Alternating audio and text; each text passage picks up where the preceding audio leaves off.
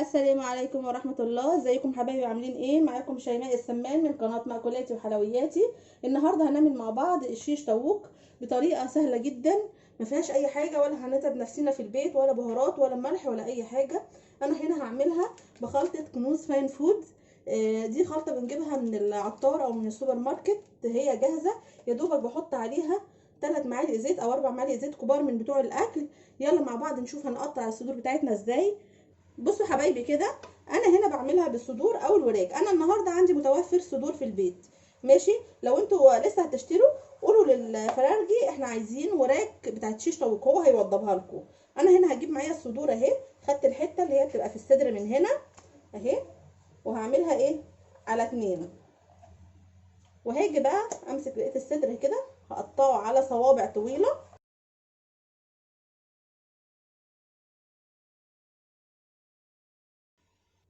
بصوا كده حبايبي معايا، انا هنا بقى هبدا اجيب الكيس بتاعي، هقصه كده، وهجيب هنا معايا البوله بتاعتي وافضي المحتويات الكيس فيها.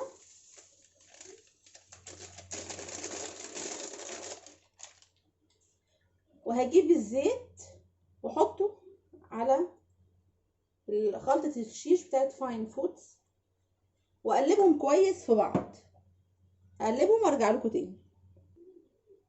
بصوا كده حبايبي، انا هنا بعد ما قلبت معايا الشيش بتاعي الخلطة بتاعتي في الزيت، طبعا ما بنحطلهاش اي حاجة ولا ملح ولا فلفل ولا اي حاجة خالص، هي الكيس على الزيت وخلاص. هبدأ بقى ان انا انزل بالفراخ بتاعتي، نص كيلو الفراخ،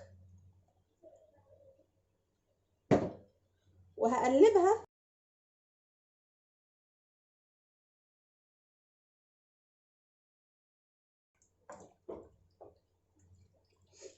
شايفين حبايبي؟ انا هنا كده بعد ما قلبتها كويس معايا، هبدا اغطيها بالاسترتش بتاعي وادخلها التلاجة. حبيتي انت تعمليها قبلها بيوم بتبقى بتديكي نتيجه احلى بكتير.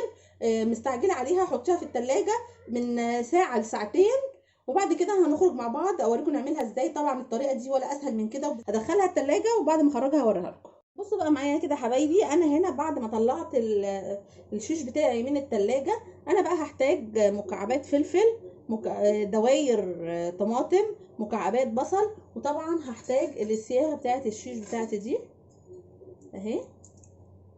يلا بقى نشوف هنعمل مع بعض حاجتنا ازاي.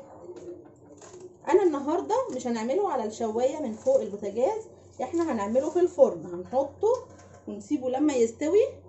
النهارده انا جايبه لكم حلقه تبقى سريعه. انا جايبه هنا القالب اللي انا هحط فيه الشيش بتاعي اهو في الفرن. بصوا بقى هنعمل ايه حبايبي.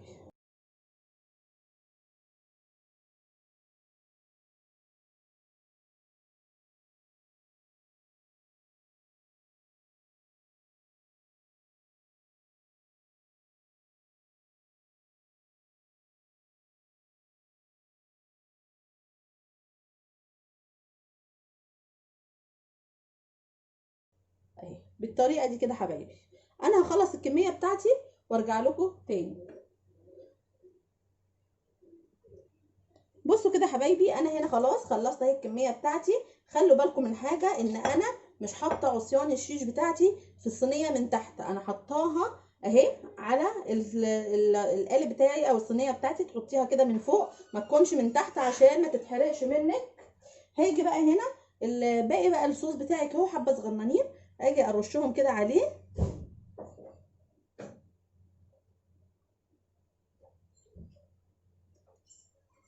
هدخله بقى الفرن بتاعي لحد ما الاقي الوش بتاعه كده اتحمر، واقوم اخرجه واوريه لكم.